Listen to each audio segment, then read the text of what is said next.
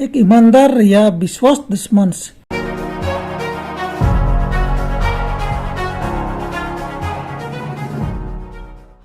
पढ़े पहले कुरिन्थियों 4:1-2।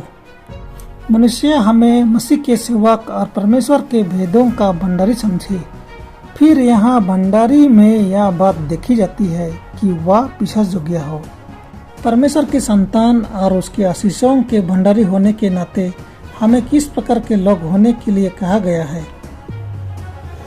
तो हमारे दशमांश के प्रति विशेष योग्य होने का क्या अर्थ है। इस सप्ताह हमने दशमांश के कई घटक तत्वों की समीक्षा की है। वह राशि जो हमारी आय या वृद्धि का 10वां भाग या 10% है। 2.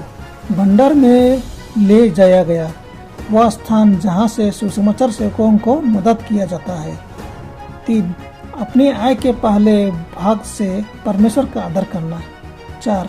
सही उद्देश्य के लिए उपयोग किया जाता है, सेवकाई का समर्थन।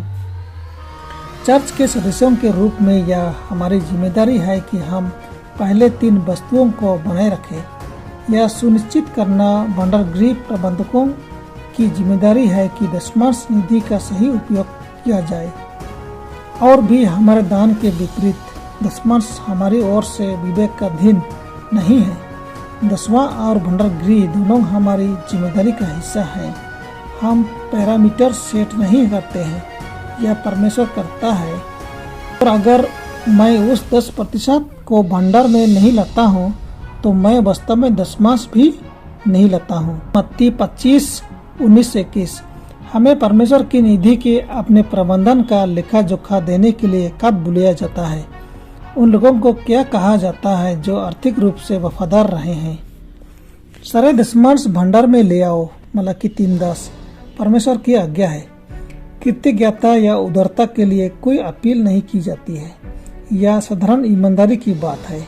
दशमांश यहोवा का है और वह हमें उसके पास लौटाने के लिए कहता है जो उसका अपना है। ये प्रबंध करना एक अनूठा विशेषाधिकार है और एक जिम्मेदारी भी। वह हमें आशीर्वाद देता है और कायम रखता है और केवल 10वां भाग मांगता है। और फिर वह अपने दशमांश का उपयोग सेवकाई में उन लोगों के निमित्त प्रदान करने के लिए करता है, जैसा कि उसने प्राचीन इस्राएल के समय में लेवी के गोत्र के लिए किया था।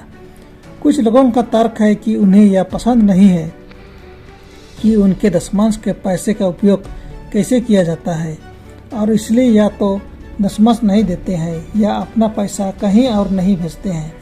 फिर भी परमेश्वर ने कहा है दशमांश को भंडार में ले आओ, परंतु केवल तभी जब तुम निश्चय कर लो कि भंडार गृह उसका सही उपयोग कर रहा है। फिर भी परमेश्वर ने कहाँ पर कहा दशमांश को भंडार में ले आओ, परंतु केवल तभी जब तुम निश्चय कर लो कि भंडार गृह उसका सही उपयोग कर रहा है कि नहीं। यदि हमारे लोगों के सभी दशमांश प्रभु के खजाने में प्रभावित हो जाते हैं तो इस तरह के आशीर्वाद प्राप्त होंगे कि पवित्र उद्देश्यों के लिए उपहार और दान 10 गुना बढ़ जाएंगे और इस प्रकार परमेश्वर और मनुष्य के बीच का चैनल खुला रहेगा। यदि हम सभी वफादार दशमांश होते तो परमेश्वर हमें हमारी भेंटों को 1000% बढ़ाने के लिए धन की आशीष देता। मलाकी के 3 अध्याय में वह अनुबंध पाया जाता है जिसे परमेश्वर ने मनुष्य के साथ बनाया है।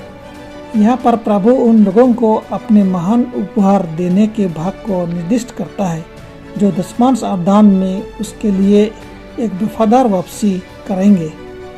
सभी को यह याद रखना चाहिए कि हम पर परमेश्वर के दावे हर दूसरे दावे के मूल में है। वह हमें बहुतायत से देता है और उसने मनुष्यों के साथ जो अनुबंध किया है वह यह है कि उसकी संपत्ति का 10वां हिस्सा परमेश्वर को वापस कर दिया जाएगा।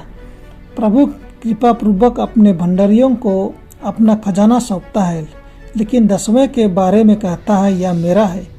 जिस अनुपात में परमेश्वर ने अपनी संपत्ति मनुष्य को दी है उसी तरह मनुष्य को अपने सभी सार का एक वफादार दशमांश परमेश्वर को वापस करना है। यह विशिष्ट व्यवस्था स्वयं यीशु मसीह द्वारा की गई।